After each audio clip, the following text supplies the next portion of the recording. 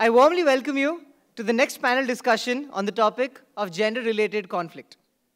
Gender is not about what we see, it is about who we are. It is not about our bodies, it is about our identity. And when this identity is not respected, that is when conflict arises. Gender conflict refers to all sorts of tensions, disagreements, and inequalities that arise out of gender identities or roles. It can occur at all levels, starting from within an individual to among large societies.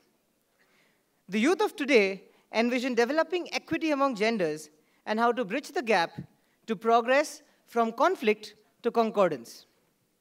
To shed light on this topic further, we would like to welcome our esteemed panelists on stage. Ms. Trisha Shetty, activist for human rights and the founder of She Says France. A louder round of applause, please.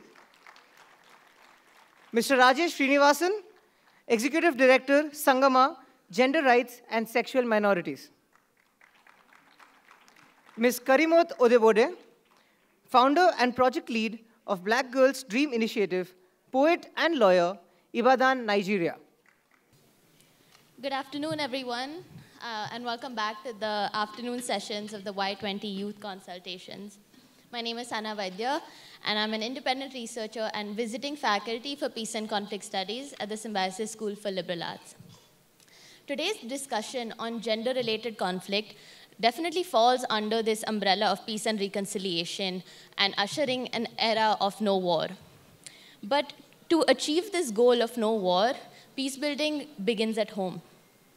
And it begins in spaces where we as individuals spend most of our lives. Today, we're here a few days after International Women's Day, where across platforms and social media, work and promotion of women's equality was seen.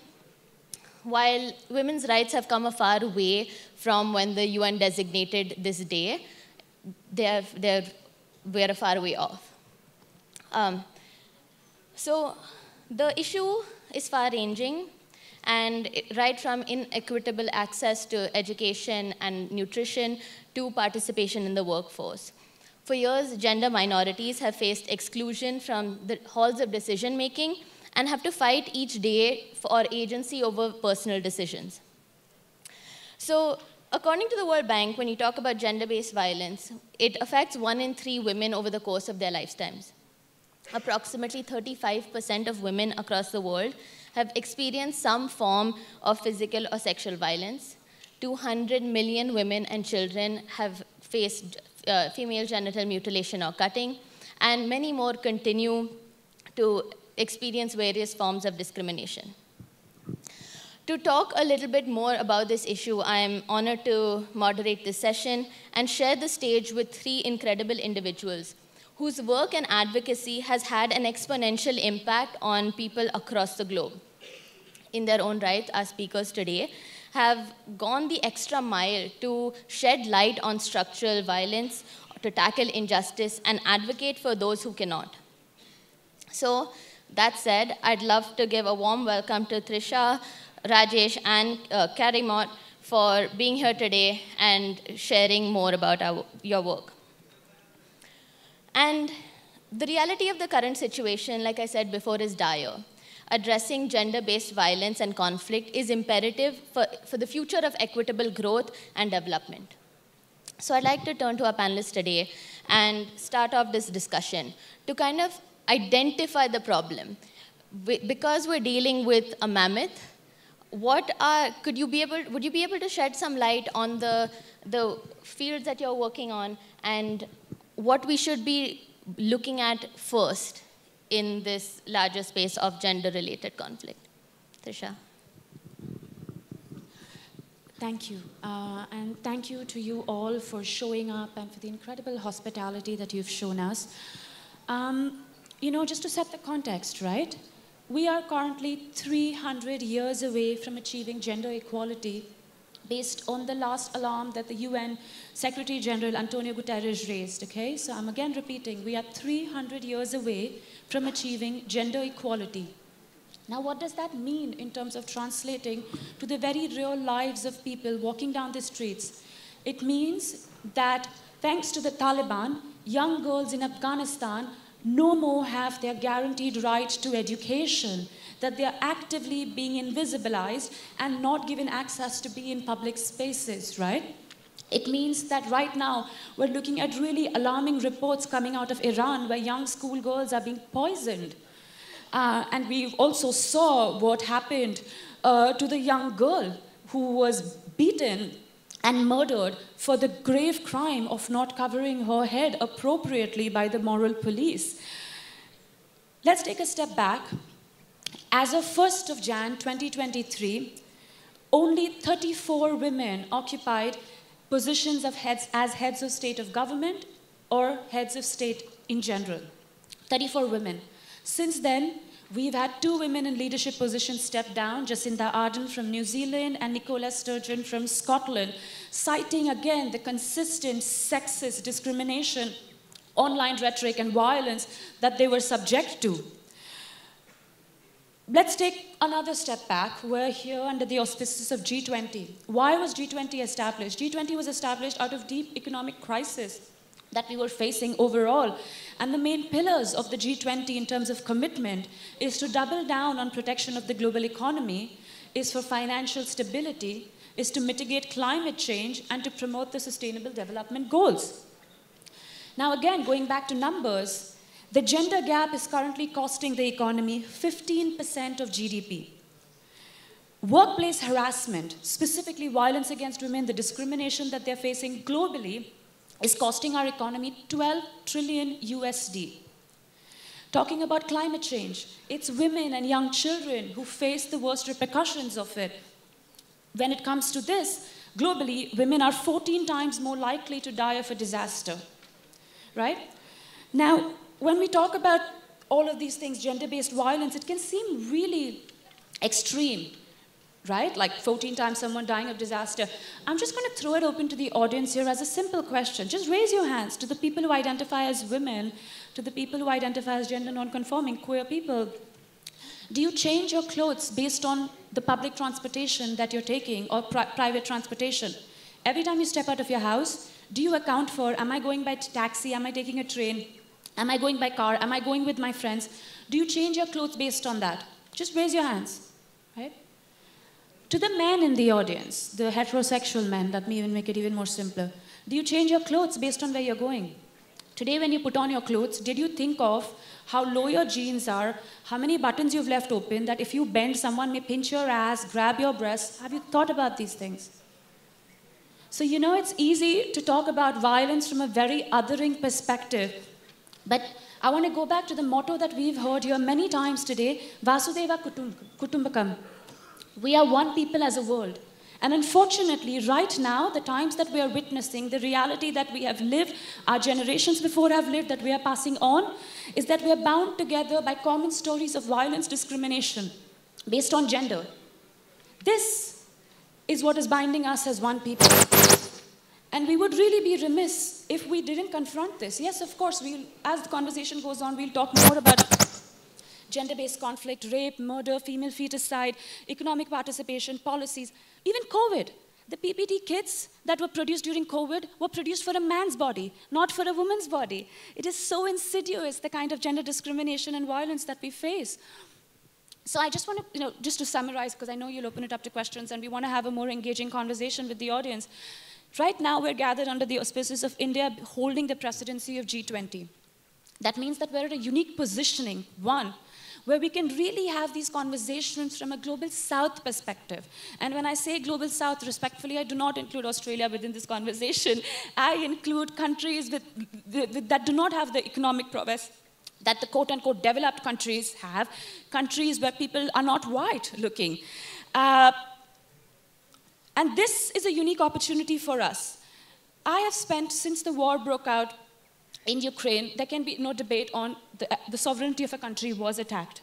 That has been established multiple times, even by the UN chief. He has said it, the sovereignty of a country has been attacked. I've spent time in the humanitarian crisis centers in Poland. I went there twice. And what I witnessed is people getting out of buses, primarily women and children, mothers taking care of the families that they have come with children, teenagers taking care of children, children pushing infants in trolleys, in prams. That is not a reality that anyone should be subject to. As kids, you should not be subject to living in refugee camps, stripped away from your family, constantly haunted by sounds of planes, constantly haunted with any sudden movement, constantly haunted by the fact that you've had to leave male members of your family behind. That is not normal. But what is also not normal is that we are treating people with refugee status in terms of the resources that we allocate, in terms of the urgency with which we respond to humanitarian crisis, in terms of money, in terms of will, based on the color of people's skin, based on geography. That is not normal. If we're asking, especially the global north countries, when you're asking countries to defend sovereignty and you feel a sense of righteousness to demand from the same from global south, then we ask you, where were you with your complicit silence when we faced war in our borders, right? So we must have these conversations, and I'll again end it back to Vasudhaiva Kutumbakam, which is we're connected together as a world. And that means that these solutions must come from Global South initiatives, because we are the most vulnerable, we are the most marginalized, and if you want solutions to be led by communities, they have to be led by the most vulnerable, marginalized communities, not by diktats given to us by the global north, not with their terminology given to us, not with them giving us solutions on how we should be, adapting to the crisis that they have given to us. To the crisis that they have given to us. And finally, a litmus test of any society is how we treat our women. You want to know the truth of any society? Go ask the women. Go ask the most vulnerable women within those spaces, and we'll talk about that more. So I'm really heartened that this is one of the sub-themes of this conversation, because no conversation on development can be had without having very serious conversations about gender and youth. And I'll end it with just one final statistic. 50% of the population is less than 30 years of age. 2.6% of our parliamentarians are less than 30 years of age. The good thing in this statistic is at least we have more gender parity when it comes to parliamentarians under 30. It's a 60 versus 40 ratio. 60% men, 40% women, which is still a milestone. Here, what I think we must ask as young people, I don't know if I qualify as young anymore, as 33, but what we must ask is when you come to our doorstep demanding that we participate in political participation, as women, as young people, when you ask us to show up and vote for you, where are you when it comes to ensuring we hold ministerial positions right by your side to draft policies, so that we don't have to listen to this rhetoric again of people playing these word games of young people are the future, no, I disagree, young people are the present, whilst our lives are constantly getting affected, So I will end it here, but yeah. Thank you, Trisha. Some extremely important points bringing about the need for diversity in perspectives to address these issues. The impact of how gender plays a role in all these global developments, right? So we've talked about climate change and education earlier. All of those have an underlying intersection of gender, because gender does play out in different ways in these spaces, and it is important to kind of center that idea. And as we go forward, you talked about vulnerabilities, refugees and statelessness. All of these things, the policies need to be made in where these vulnerable sections of society are protected as well. Definitely privileges help to make life easier, but gender as a theme essentially accompanies us throughout our lives. And I'm going to turn to you, Rajesh, to talk a little bit more about your work and how that plays out. Friends, today we are in Maharashtra, in Pune. I would start by remembering two extraordinary women and the work which they did towards girl education in Dalit communities, Savitribai Phule and Fatima Sheikh. What makes life beautiful is love. To criminalize that expression is profoundly inhuman and deeply criminal, said Justice Leela Seth. 2018, the Supreme Court of India in the Navtej Singh Johar versus Union of India government decriminalized homosexuality. For the first time, they looked at constitutional morality and transformative constitution, not from the lens of public morality. So that judgment is an important step. It's the first step. How did we get through the judgment? Let me tell you this. It is gender and sexual minority communities at the forefront of their struggle, organizing and advocacy, which made the Supreme Court of India to stand up and to give this judgment. No state gave it. It is not the magnanimity of the state, but it's because of people in the front lines being affected, fighting on the day-to-day lives. 69 countries, as I speak today, criminalize homosexuality. Out of these, some of the countries have death penalty as a sentence. Friends, ask yourself, are we living in a civilized society? Why should love be criminalized? Love is such a profound human expression. We should embrace love. Policing, dehumanization of trans people, of gender non-conforming people continue to take place across the globe. Anti-trans legislations in the United States, Europe, look at Eastern Europe, countries which are seen at the forefront of queer struggle, today you continue to have violence. Research says violence against trans people and gender non-conforming people is 4 times more than cis women. And where is the political will to talk about it? The colonization project erased, invisibilized indigenous identities, trans people, gender non-conforming, different gender expressions and identities, which was part of all our cultures. Colonization project in India, they brought in the Criminal Tribes Act, which brought in quotes, eunuchs. So where are we kind of heading towards? These are important, profound questions which we need to think about.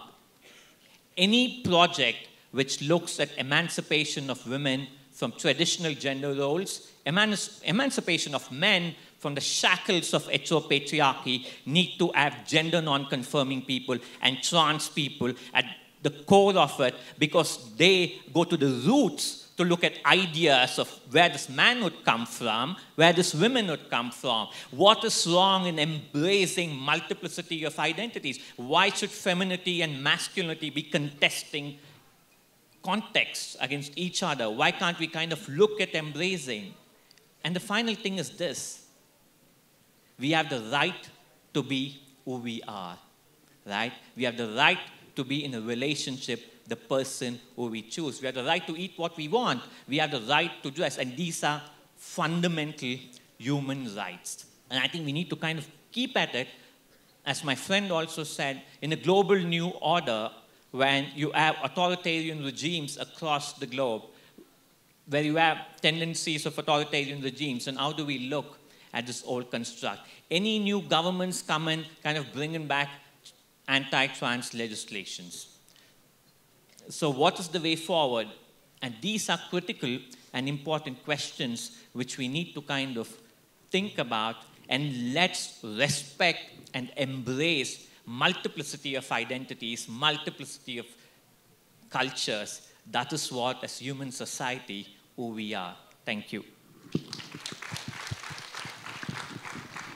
Thank you, Rajesh. I think what an important point from what you said is to be able to safeguard the successes that we have seen, the legal breakthroughs that we've had, to make sure that there is limited or no backsliding on those judgments, so that we can move forward as a society and continue to fight for vulnerabilities and other communities who have been invisible largely in the public space. Karimot, over to you. Thank you very much. Good afternoon, everybody. It's been a lovely time here in India. I must say thank you so much for your hospitality, and I would take this back home, that the people of India are so amazing. Right into the conversation. When we talk about gender-related conflicts, it's not just statistics. It's not stories made up. We are in 2023, and newsflash, we are taking several steps back when it comes to realization of gender equality. And it has been noted that no country in the world has been able to, balance gender gap. No country in the world. So we should ask ourselves, what exactly are we doing? Look at the news. It's very unfortunate that girls in Afghanistan do not have the right to access to education. Then we ask ourselves, is this civilization? Are we going back to the dark age? Why should we deny people the right to? It's a right. It's not education. It's not a gift. It's not something you give somebody. It's a right. They should have access to it. But it's quite unfortunate that we are at this point where even our leaders do not see it as something that is very important and something that we need to stand up and make a very strong statement and roll our sleeve to work in the realization of gender equality. I'm going to echo what Tricia said about, it's going to take us 300 years to realize gender equality. That's a long time. Let's look at the room. I think that the average lifespan of people sitting down in this hall is about 80 years to 90 years. So that's about 3 or 4 generations after you are gone. And I don't think that is what I want my children. I don't think this is what I want my children to come into. The fight against gender equality, I think it should start from me and you. And I'm going to go back to the local context with the work that I do in Nigeria. I'm a lawyer, a poet, and also the founder of the Black Girls Dream Initiative. And one of the works that we do at the organization is to end gender-based violence and also work to transform education. And I will tell you specifically about an experience I had with one man during one of our outreaches. It was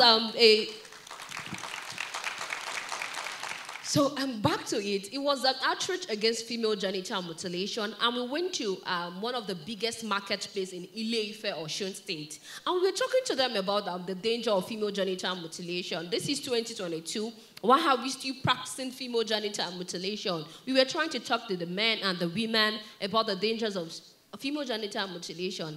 And then I had the privilege of speaking with one man, and I asked him, why exactly do you think you want to keep on mutilating your children?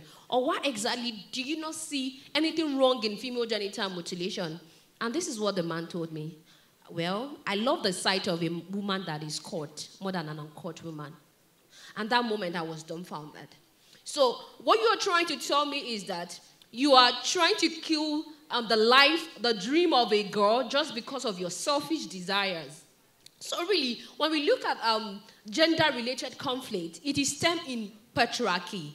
Most of the society, due to colonization, I mean, there are some countries in the world that were ruled by, matriarchy. But because of colonization, then we went back to the ages of patriarchy. So all of these gender-related conflicts stem from patriarchy, about men wanting to be or taking control of a woman's body. And we see the moral police. Why do you want to police the body of a woman? You tell her what to wear, you tell her where to walk, and you tell her when she should walk. And it's very alarming that as a young girl, I do not think there is any girl or any woman across the world that feels safe to walk across the street once it's 7 p.m. There is no world in this country, even in the United States of America, which is deemed to be one of the forward or progressive country. And that is a huge problem. But take a man or a boy, for example. They could go out 11 p.m., 12 p.m. They know there is no problem. There is no fear of somebody attacking them or telling them, catcalling, or telling them what they are wearing is wrong, is immoral. And then it brings me to the question, what exactly is immorality?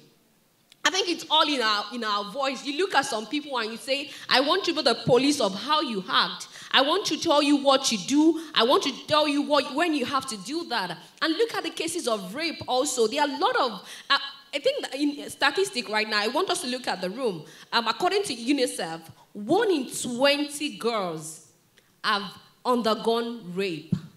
1 in 20 girls. And I want to bring it down. So when you look at this room, count 20 people. 1 out of those 20% have been raped in their lifetime. That's a very huge problem that we are facing. So really, when people come and tell you, why exactly are you a feminist? Why are you fighting for gender equality? I mean, you should tell them, why should I not be a feminist? Why should I not fight for gender equality? Because girls do not have access to education. Girls do not have access to safety in this country, in the world. So look at our parliament also. I was looking at some world records in women leadership. And it's very alarming. From the country where I come from, we have about 360 seats for the parliamentarians. And it's very shocking that less than 30 women are occupying the position of power in the house. And also bringing it to India, I think it's a similar thing. I think there is about 542 members in the parliament, if I'm correct. And then according to my research, we have less than 80 women. Less than 80 women in the House of Parliament. And that is a huge problem because we do not have the case of women not being enough. It's almost like we are outnumbering the men. So why are you telling me that as a woman, I do not have the ability, or I should not be a leader in my motherland? That is wrong. And to finish up this, about my experience and about the work that I do, I would want to take you back to my year in the university. I was a fourth-year student studying law at the Obafemi Awolowo University. And then prior to that, while I was in my third year, a lot of people came to meet me to say, you know what, you're very active. We want you to run for the position of the vice presidency. And I'm like, okay, you want me to run for vice president? Well, that's a good thing, but I do not want to run for vice president. Because for so many years, the position of the vice president has been termed the position for the women. And that the position of the president was termed the position for the men. And I told them I wasn't going to run for vice president, I was going to run for president. And in my fourth year, I decided to run for the position of the presidency. And I spoke to so many people, women, girls, boys. I told them my manifesto. This is what I want to achieve. These are the lapses I've seen in the society, and I want to do this.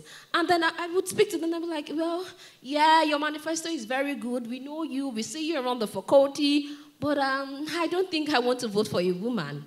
And that was coming from both genders.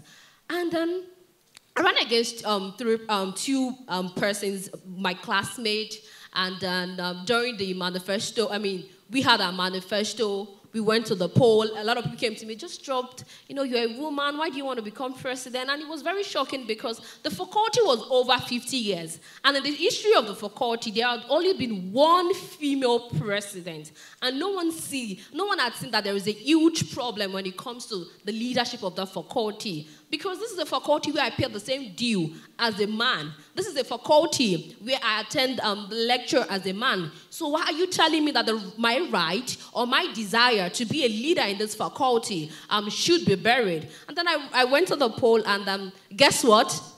I lost the election. But yeah, that was a defining moment for me. Because it was not just about me. It was now about the future. It was about a dream that was bigger than myself. Because a lot of people came to meet me like, this is very alien to us. We didn't realize that a woman or a girl can run for the position of the president. And then the interesting thing, I would say that wherever I do not fail. It's either I win or I learn.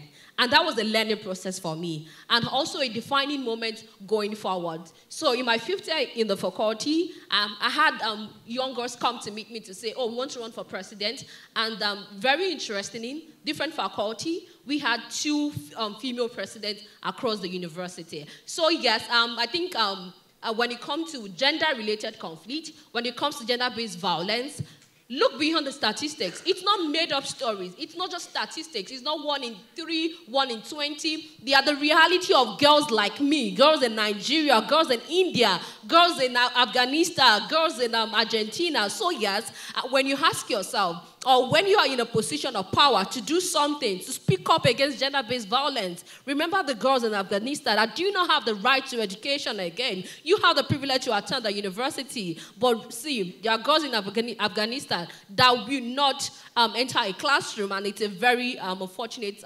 circumstances for us in the world. Thank you, Karimot. I think all three of you have really highlighted the way in which gender-related conflict at different levels manifests itself. It's so subtle, it's very insidious, it's oftentimes reduced to a statistic saying it happens to somebody else, or it's not as bad for me, or we are always comparing our experiences with somebody who's had it much worse. But the truth of the matter is that it happens, and it happens everywhere. And it's so closely associated with this idea of shame, of, play your experience down just because it's not going to help anybody. The culture and the narrative is so strong. So going beyond the direct and structural and cultural violence that we see in terms of gender, I want to open up the conversation to all three of you. What is the role of language? What is the role of words in the way that we talk about this? And how can we bring more people into the fold to really be aware and be more sensitive to these issues and be on the lookout, essentially, in moving towards more actionable outcomes? Go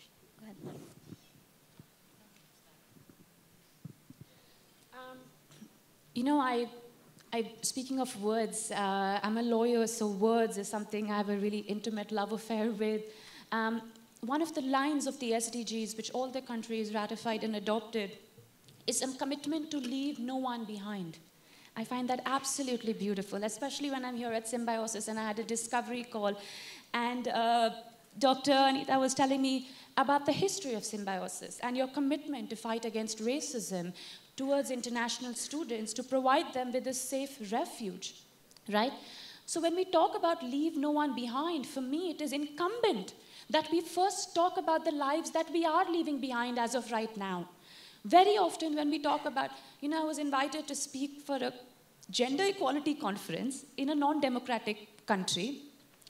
And just before I went there, I got a call saying, so our team just looked up some of your videos. You speak a lot about rape. We'd rather you speak about equality and not rape. Because that makes people uncomfortable. People love to talk about equality, but without talking about the deeply pervasive discrimination and violence that women's bodies are subject to, because that makes them uncomfortable. Again, when I talk about these things, I don't want to talk about it from a sense of elitism. I want to be very careful about this. What do I mean by this? With not people looking at me, people who look like me, shades darker, asking what's wrong with the men in your country. What can we do to protect your women, right? So let's talk about what's happening right now in the world's oldest democracy.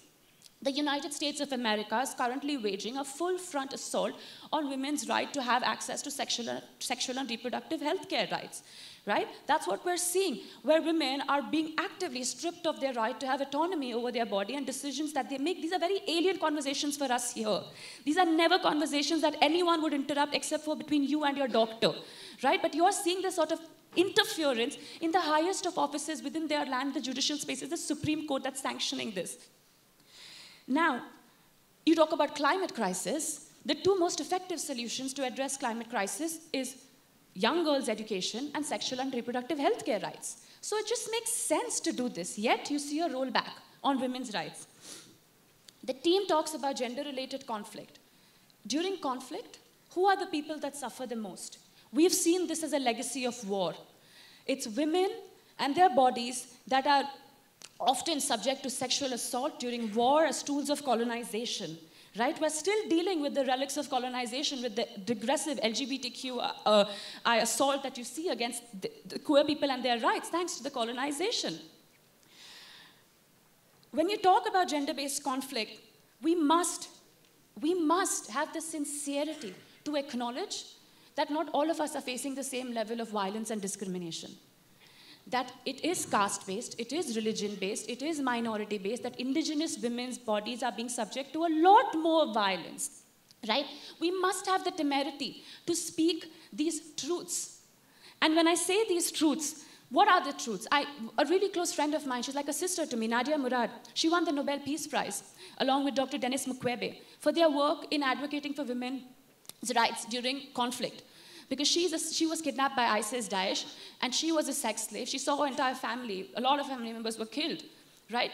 And I remember her saying that it is taboo for women in their community to speak that they have been raped.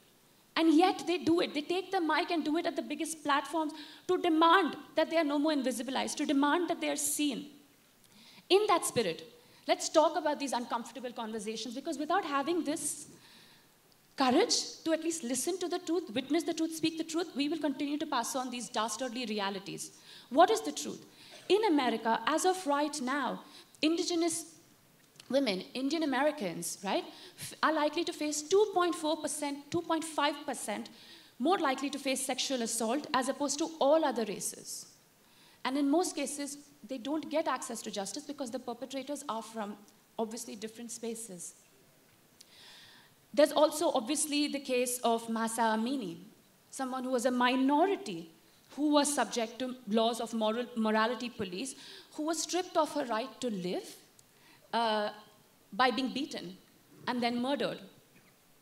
India, the world's largest democracy with the largest youth population, we don't have a problem when it comes to seeing women in leadership positions that a lot of global north countries do. We currently have a president, President Draupadi Murmu. She's the first Adivasi woman, first tribal woman to hold this position, having taken over from a Dalit president, right? That is the legacy we are leaving behind for our future generations in terms of being able to see the truth. On the 15th of August, we had our Prime Minister give a speech at Lal Killa, the Red Fort, talking about menstruation, which was a really progressive step. Now, when I talk about this, I also think this space begets me to talk about another parallel reality where a 19-year-old girl in 2020 was allegedly gang raped. She died 2 weeks later. Her body was cremated a day after her death without her parents' consent. The Allahabad High Court, and I quote, has said that prima facie, it has been an infringement on the human rights of the victim and her family by cremating the body without the family's consent. There has been video evidence that says the magistrate was caught intimidating the family, and as of 2023, 3 out of the 4 have been let go. I must also speak about another case. It's a much older case, but it is relevant in today's day and age. A case of a 21-year-old who was pregnant, who was gang raped, lost her child, who saw her mother get gang raped in front of her, who saw 3 other members of her family get gang raped in front of her, whose 3-year-old child was, the head of the child was smashed, and the child was killed. 7 members of the family were murdered. 11 of these convicted people were convicted by 2 courts, the highest court, the special CBI court, as well as a high court. After getting the conviction, after getting life imprisonment, as of 15th August last year, they all walked free on grounds of good behavior. Now, what is this good behavior? They were out for 1,000 days on parole during the time that they were serving their life imprisonment. And during this time, 2 of the witnesses who spoke against them for this case of Bilkis Bano, they have alleged that they were threatened by this person, good behavior. One of them got charge-sheeted for outraging the modesty of a woman during the time that they were out on parole. Is this the good behavior? No, it's not. So, there's been a mistake. She says is India. We're not France-based, we're India-based. And I truly believe in the legacy of our country, which is inherently resilient. There is nothing decent about gender-based violence. There is absolutely nothing decent about the discrimination and violence women are being subject to on grounds of being minorities more than anything else. But this is also a country that when Nirbhaya happened, took to the streets, not just because of what Nirbhaya's body was subject to, but because of straight infrastructure failure. And we caused for legal reform that happened. We had the largest protests. This is the country that stands for unity above all. So when we say one world, all of us are one, it starts with recognizing our neighbors as one. And that we know how to do. And that also means actively demanding that when someone's body, when your neighbor's body is being subject to grotesque violence, injustice, human rights violations, you have the courage to speak the truth, regardless of whether the person is from your caste, community, religion, or not. And again, this is not a global south problem. Sweden has reported an increase in 25% from 2017 in cases of rape. France, 1 out of 8 women have alleged that they have been raped. This is a 2018 statistic. As of 2021, there's been an increase in 33% of crimes of rape against women in France. And I keep coming back to the stories that our bodies carry. The least we can do is by starting to speak the truth, witnessing the truth, demanding that we identify the barriers that affect people from the most vulnerable and marginalized communities and actively work on deconstructing these barriers, removing these barriers, and calling then for systematic reform. I think it was the end, we'll talk about solutions. But the solutions first come from speaking the truth and demanding for better.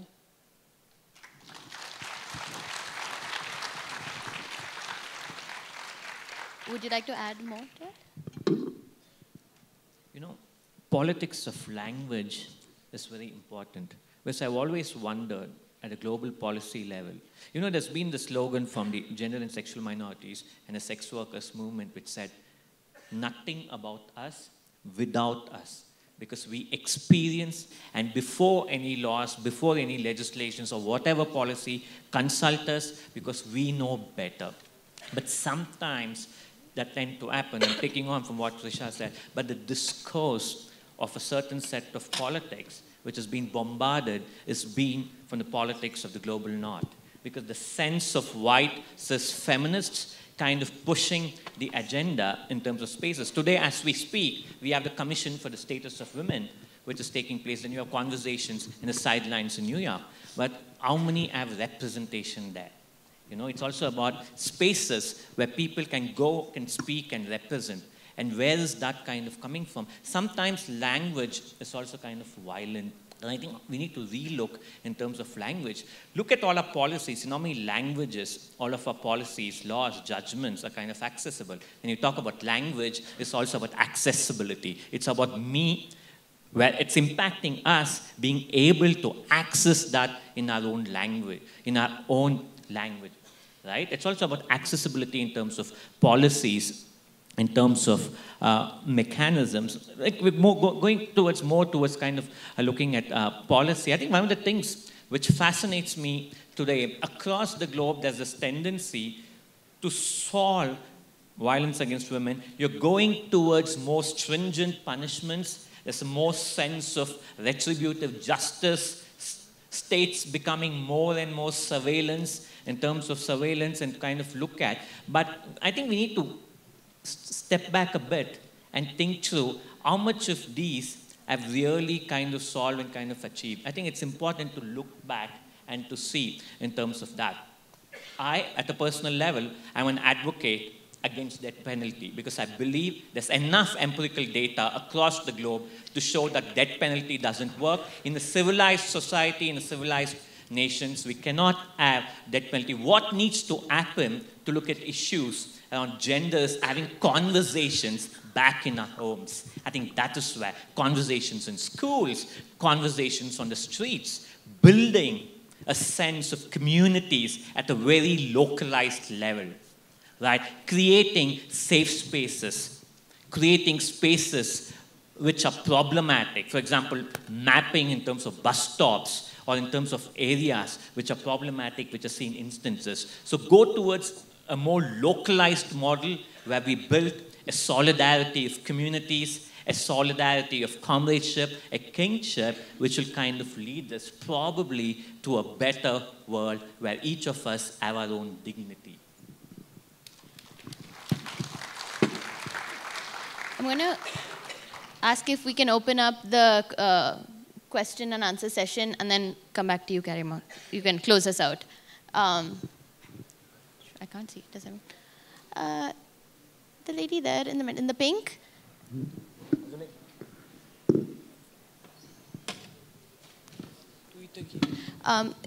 Just a heads up, would you say your name, where you're from, and then ask your question? If you could direct who you're asking the question to, that would be great as well. My name is Nidhi Tiwari. I am from Dibbe Science College, Gondia district, Maharashtra itself. My point is, we have sufficient laws and policies to protect the rights of women and LGBTQ, but they are not implemented properly. We have lot examples for it. According to WHO, 1 in 3 women have experienced physical or sexual violence in their lifetime. This violates their right to live freely and with a freedom. And there are many more examples too, like equal pay, child marriage. So my question is, what are the ways by which these laws and policies can be implemented effectively? Thank you. Sorry, let's get a couple of questions and then go ahead. This lady here in the front, please. Sorry, I'm Fabrizia Baldissera from Italy, and I was very interested by, especially by all the conversations so far, and this one is particularly important, I think, having been a feminist for about 50 years. So one of the things that we didn't really consider is there is a lot of rape of young women. There are some marriages that starts, like for instance in Iran, you can get married at 9 if you're a woman and call it marriage. And in India it was like that before independence, it was even younger. But we did not talk about very young men. I mean, I come from a Catholic country, and lots of Catholic priests have violated little boys all over the world. I mean, in America it's quite well known, in Germany. I mean, there's problems with the popes because they, including the present pope, who's one of the nicest we've ever had, they always sort of try to pass the question under silence. And even he, who's a bit more vocal about it, has to be very careful because he might even be killed by the other faction. And I'm not joking. I mean, I think it is terrible. I think young people should be protected everywhere and all the time. And it did happen more to women, but also because these things of men were not spoken about, but they did happen. So I would put on the agenda that all this has to be said. And then there's many, many, many countries that do not consider that transgender, LGBT are humans. So I think what you're doing is wonderful. And I just sort of put a thing to say, we can do a little bit more, and then a little bit more, and I know that it goes always very slowly, but there's not so much time. Huh? Thank you, ma'am. The young man there with the pink pamphlet. Good afternoon, all of you. Sir, मेरा ऐसा एक question था कि जैसे कि हमारा जो society है वहाँ पे सिर्फ बॉयज़ और गर्ल्स यही तो जेंडर में मैटर नहीं करते. यहाँ पे ट्रांसजेंडर और एलजीबीटी के जिसमें जो भी अंडर जो सफ़र करे वो भी आते. सर जब हम एलजीबीटी के बारे में बोलने जाते तो सब हंसते सर. तो सर ऐसा क्यों? और जो एलजीबीटी और ट्रांसजेंडर है जो इस चीज़ पे सफ़र कर रहे हैं उन्हें किसी भी चीज़ में अपॉर्चुनिटी क्यों दिया जाता नहीं है? उन्हें भी तो अपॉर्चुनिटी दिया जाना चाहिए.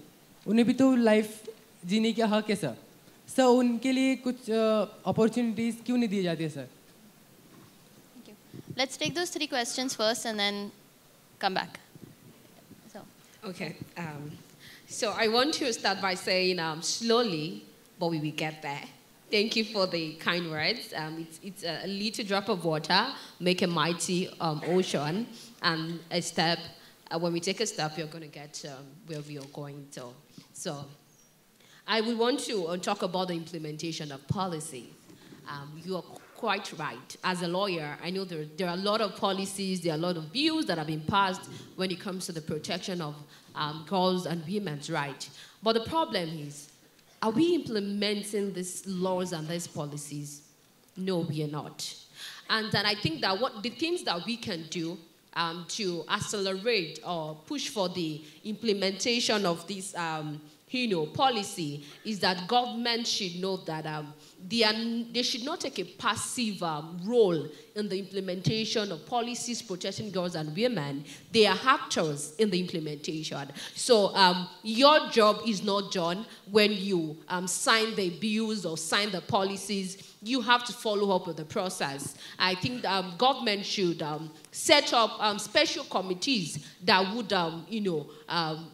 accelerate the implementation of these policies. And then, yes, we should not start taking people should start taking responsibility for their actions. We need to start naming and shaming. Yes, you made the policy or you made the bill that girls and women are supposed to be protected, but in your country, that is not happening. When we put people on the hot seat and tell them and make them accountable for their actions, we are going to see a better, implementation of policies. And to round up, before I pass it on to the next speaker, I want to say something as regards language and gender. Language has played a major role when it comes to gender stereotypes and all of that.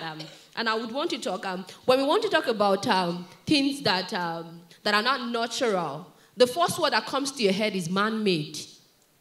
Why not artificial? And then when you want to talk about somebody that owns a house, what comes to your head is not a home owner or a house owner. It's a landlord. And this language, when you think about policeman, and then we keep on going like that, we see that the language has been, is more against the female gender.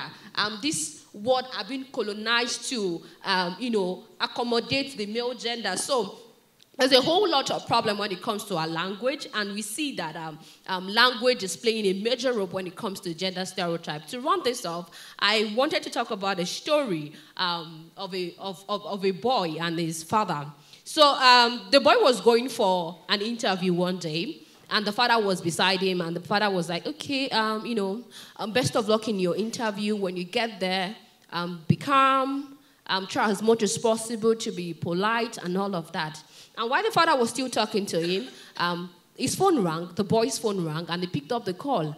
And when he picked the call, he saw that it was the CEO of the company he was going to interview that was calling him. And then he picked up, and the CEO said, my dear son, I'm at the office, I'm waiting for you. When you get to the office, just be very calm. I know you are going to haste the interview. And then the boy looked at his father. His father was there. It was a survey that was done for some particular people. And they asked those people, who was the person that called the boy while the father was still standing there?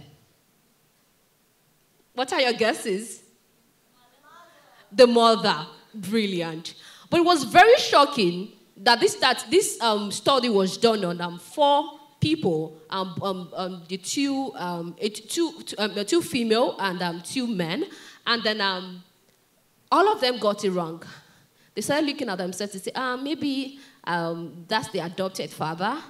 And then we keep on saying that when we say the word CEO, we just think it's the man. Why can't it be the woman? So yes, language is playing a huge role when it comes to gender stereotyping, and also trying to see how it is affecting our children. When you call 5 years old and tell them to draw how a nurse looks like, believe me, they're going to draw a woman. But when you tell them to draw a pilot, they are going to draw a man. So we see how language is a huge barrier when it comes to, accelerating progress in gender equality. And we need to do better. We need our language to accommodate gender equality, and also realize that there is a problem, and we have to work on the solution.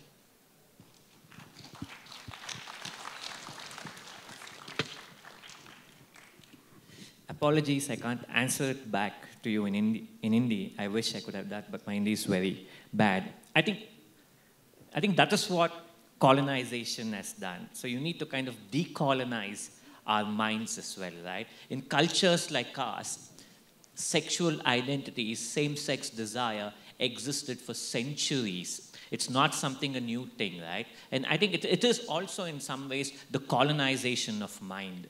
We need to be very conscious of the fact of how we kind of decolonize. For example, India passed the Transgender Persons Protection of Rights Act in 2019, which has lists of penalties, which is a good starting point to have conversations. The thing which I would request each one of us is, when we start to have these conversations at our home, if we have family members, relatives, friends who belong to LGBTI community, if we just respect them for who they are. This work has to start from people like us, going back to our homes and having these conversations. Societies, for societal change, for mindsets to change, it will take time. It is a slow process, but trust me, let's invest in that process, and that is when we can stand for each other. In your university, if there is an LGBTI co-student studying, if you see somebody who's kind of bullying, ragging, if a couple of you go and stand in solidarity with person, and that is change, and that is where change will take place. Thank you.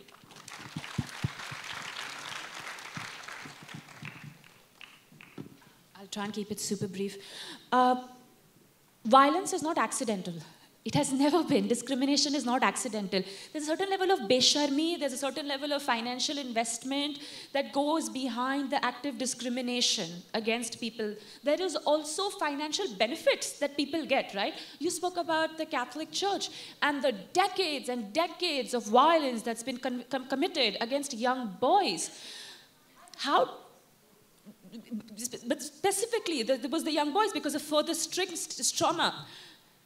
How did they get away with it? Because of institutional impunity, because of institutional prowess and power, and therefore the impunity that goes by it. And this sort of institutional impunity adversely affects the lives of many, many, many people beyond just the edifices of the Catholic Church. Therefore, when we talk about solutions, we must, at least for me, I'm from civil society, but I really don't think civil society should be that efficient that we replace state apparatus. I believe in strengthening state infrastructure to making sure we have a strong independent judiciary, strong fundamentals of democracy, because look, there's enough studies that say an economy does 20% better in terms of GDP in democratic spaces as opposed to non-democratic spaces. And when you have a democracy, you directly invest in healthcare and education and health. Right? So these are the tenets. So again, when you talk about investment, it's all interconnected. Our violence is interconnected, but the solutions also must be interconnected. So for example, we should look at resilient civil society as well as resilient business structures. So talk about, Chloe, the fashion brand. It's the first fashion brand to have a B Corp certification for their commitment to sustainable development goals, one of the biggest polluters when it comes to the climate crisis. Most of these clothes are made by women who are from our countries, who are not paid fairly. But Chloe has taken a leadership position to have a B Corp certificate. They're also now investing in ITER, nuclear fusion, out of which India is one of the signatories. Many of the G20 countries here are signatories on that, because they realize the interconnected nature inherently, that you cannot address the climate crisis without investing in young girls' education and our future. If you may. Talking simply about laws, yes, we have great, robust laws, but not enough. Marital rape is still not a crime in many countries. LGBTQI queer people still do not have the right to marry, still do not have the right to adopt in many countries. And also paternal leave is not something that has equal sort of mandate when it comes to, in contrast to maternal leave. So yes, we need, again, to constantly look at laws and for it to be more gender sensitive, for it to be more youth centric, but also then how do you connect these laws to the lives of common day people? India, rape is something I unfortunately know very intimately here because I've worked on ground. I will tell you, I've never once received a call from a family asking for help from an upper middle class family or a rich family. It's always the poorest families that reach out to me, because they don't have the concept of shame. Hum ghar ki baat ghar pe rakhenge, which is what happens at home stays at home. They inherently believe in community, and they inherently believe that what happened in my house could next happen to someone else's house, and I will speak up. So when you speak about how do laws get implemented, please realize it is us within sanitized walls who have access to power that are failing the implementation of these laws by not even reporting them. Right? So laws cannot get implemented if you're not reporting it, if you're not leaning on infrastructure to be strengthened and to be resilient.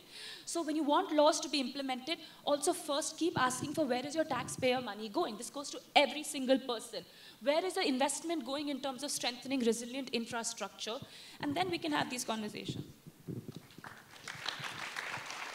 Thank you. Okay, sure.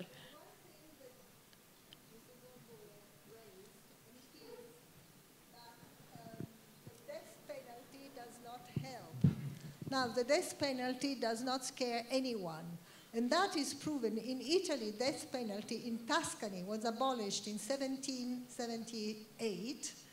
In the whole of Italy, when Italy became Italy in 1861, it was abolished in 1878. Now, there are still countries with death penalty, including this one, even though there haven't been many executions done. But the last two countries in last year are Liberia and Uganda. Does India want to be behind? No. It's important policy questions, definitely, to be deliberated with. Last round of questions, I'm going to ask you all to be really brief, but what are windows of opportunities that we see? We have kind of running low on time, but Just very quickly, windows of opportunities, policy recommendations that you would have, and any closing thoughts. Karimot, you could start, please. Yes, there is always room for opportunities, and there's always room for us to move forward.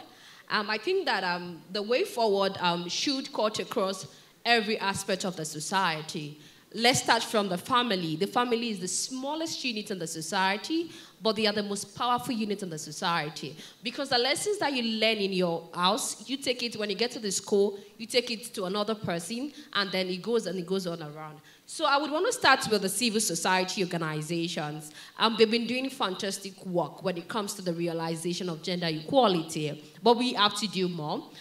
We need to have more programs, more projects that are aimed at, gender equality, and also our educational institution.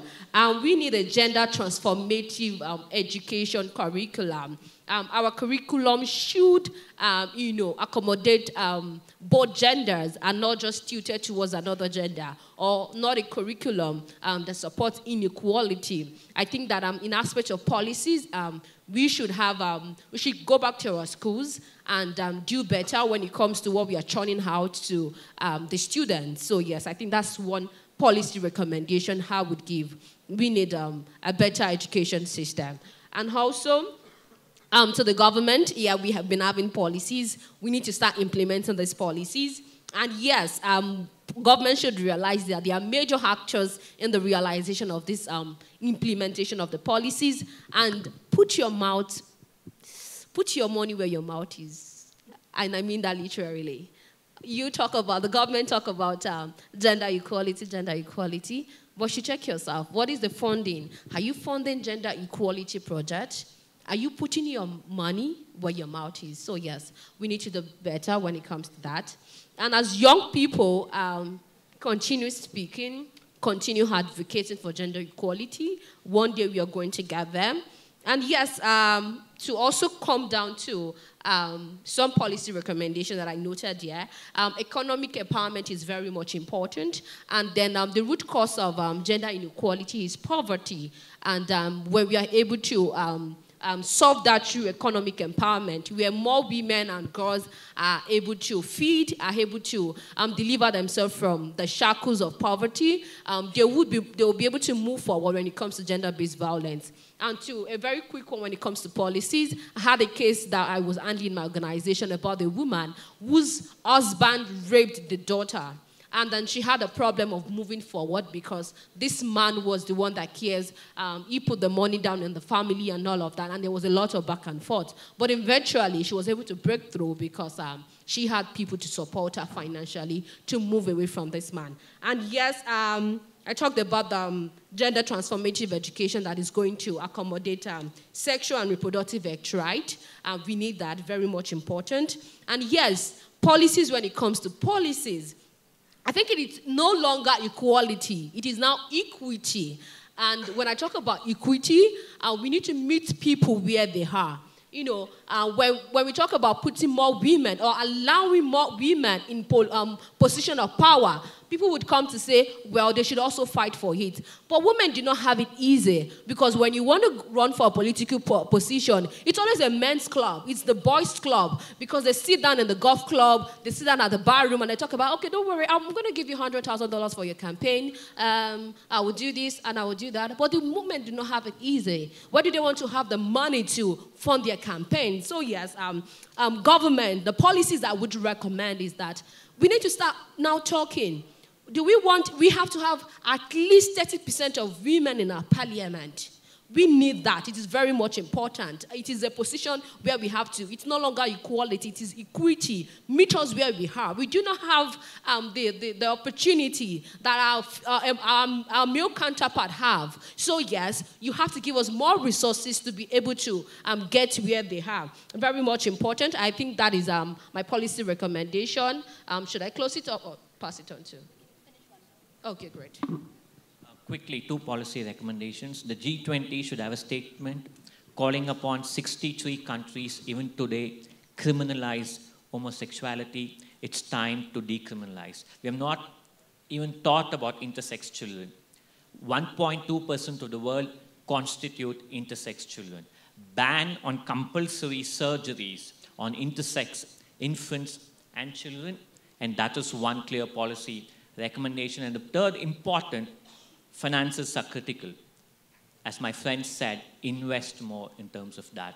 And it's been only about 27 hours since I'm here at Symbiosis. And I think one of the things which I've seen is looking at the leadership of Symbiosis University, from the Pro-Chancellor, Chancellor to the deans and directors, most of them are women.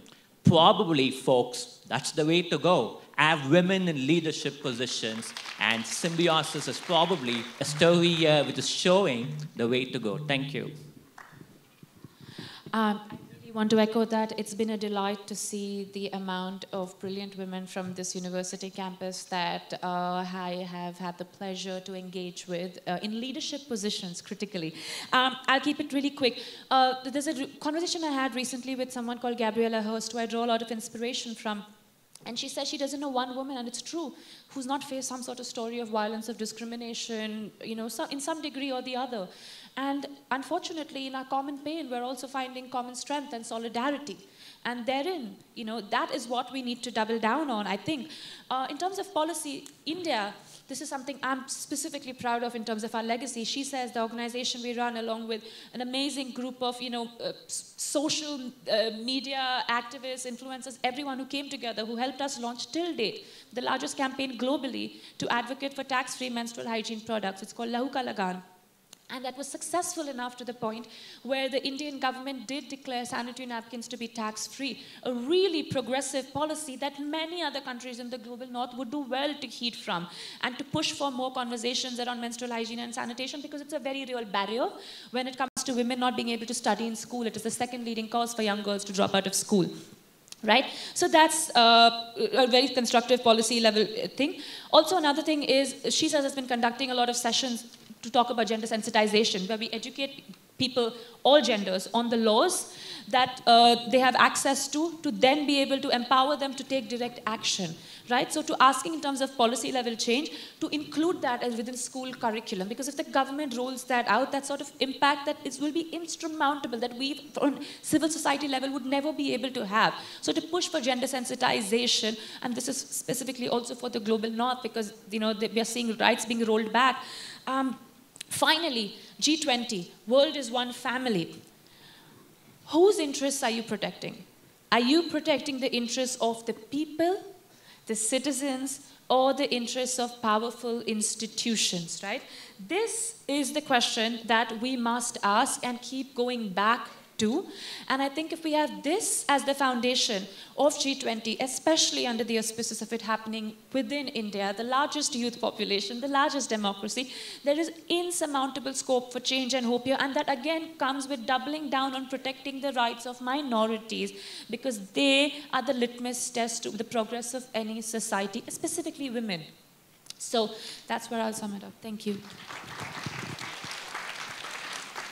Thank you so much. There's been a commonality in the discussions that both at the G20 and economic policy level, as well as the conversations we've been having today, is that about protecting the most vulnerable. Last month, Prime Minister Modi talked about economies and having policies that do focus on the most vulnerable people in the world. Yesterday, His Excellency Ugindorji talked about making sure that you're not putting the people who are not at the table on the menu. So really having approaches that do protect those who aren't there to advocate for themselves, and using this platform, for which I'd like to thank Symbiosis and the G20 and Y20 to allow us to deliberate and include us in these processes that definitely impact us and impact our futures as well. Finally, I'd like to thank Karimot, Rajesh, and Trisha for your work and your words. You know, your bold voices push us to build a better, stronger global community, and together we can build an inclusive society. So thank you for that. And just before we go, Karimot, if you'd like to close us out with some of your words. Thank you very much.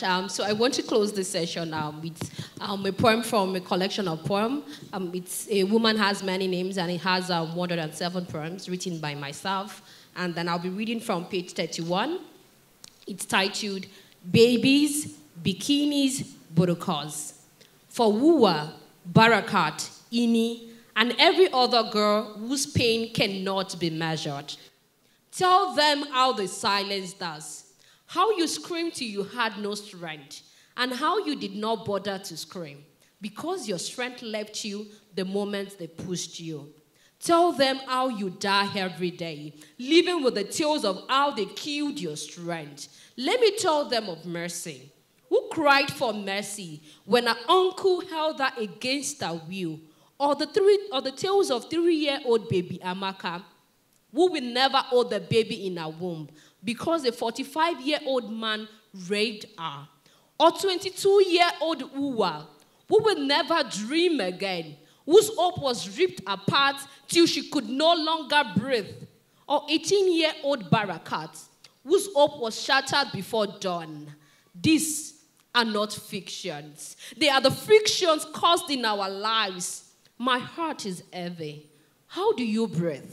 When mothers cover the eyes of their dead daughters, when fathers dig the graves of their dead daughters, how do you breathe? When girls' bodies are maps of injustice, when they cannot breathe, babies, bikinis, burqas, no one is safe from this beast that prey. Not your age, not the clothes you wear, not where you are. Babies, bikinis, burqas, beasts. This is not a play on word. This is speaking against the play of power. How do you breathe? They killed a girl yesterday again. Babies, bikinis, burqas. I am screaming. Can you hear me? I cannot breathe. This, too, is a pandemic.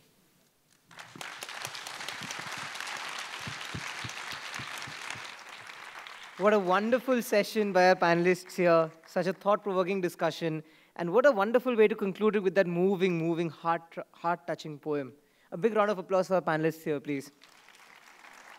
Esteemed panelists, the insights we gained about how all of this conflict comes from an ingrained societal history, your ideas on how gender conflict manifests in different dimensions, your insights on what are the underlying causes of the disparity, and your ideas on how policies can influence promoting gender equity in different facets of life were truly enlightening to all of us.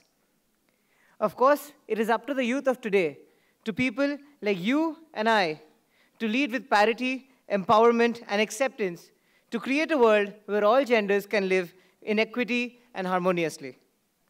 To express our gratitude to have you here today and share your views on this topic, I would like to call upon Dr. Vidya Hirvarekar, Honorable Pro-Chancellor of the Symbiosis International University, to honor you with our token of appreciation. Ma'am, please, can we have you on stage? Round of applause for ma'am, please. Ms. Sana Vaidya.